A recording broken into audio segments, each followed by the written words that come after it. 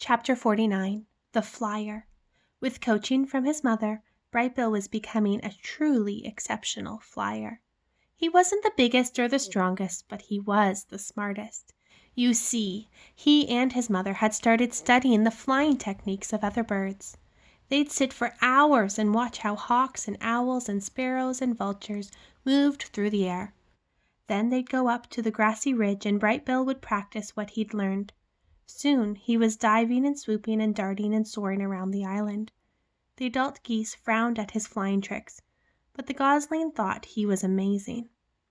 Each morning, a gaggle of them would wait on the water for Bright Bill to lead them into the sky, and then a few hours later he'd return home to Roz, shaking his tail feathers and honking about the latest airborne adventures.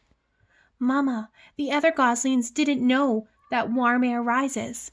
So I found an updraft, and we spent the afternoon circling around and hardly flapped our wings at all.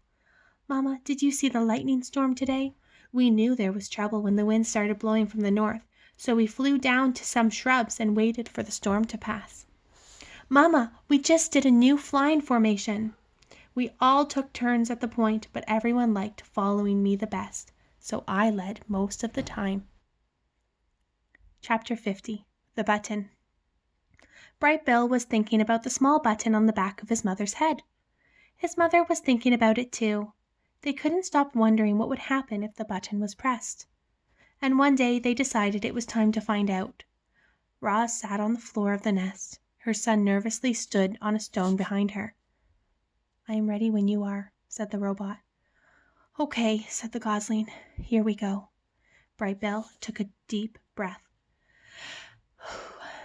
Click. Roz's body relaxed. Her quiet whirring slowly stopped. Her eyes faded to black.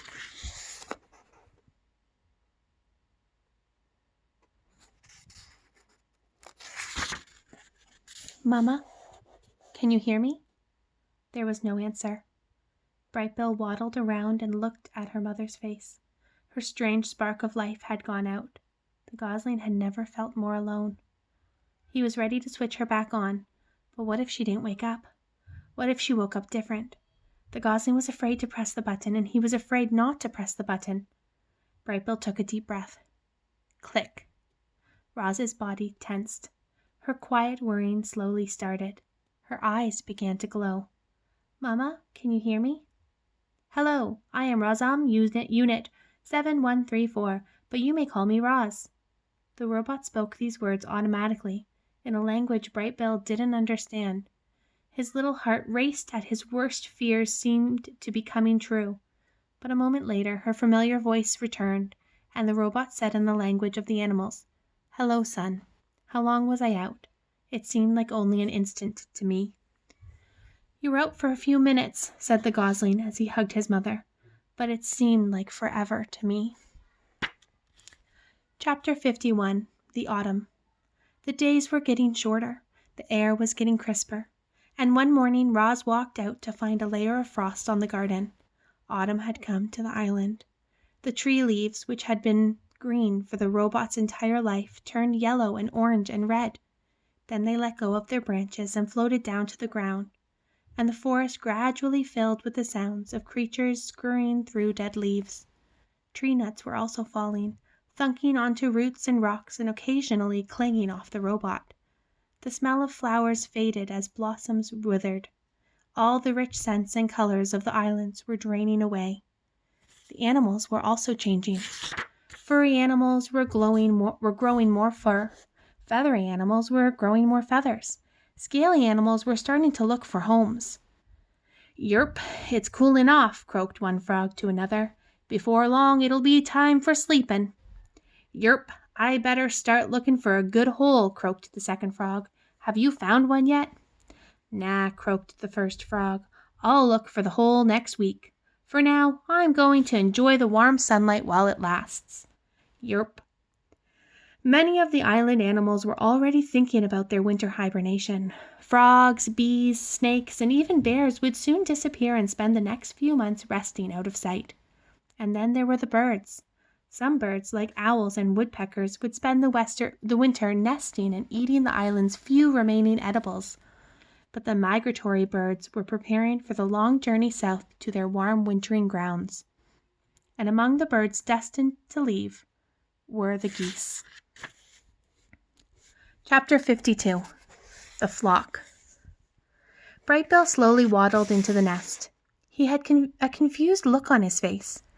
"Mama, the other goslings said that we have to leave the island soon, and we won't return for months and months. Is that true?" "That is true," said Roz. "You know that geese migrate south for the winter."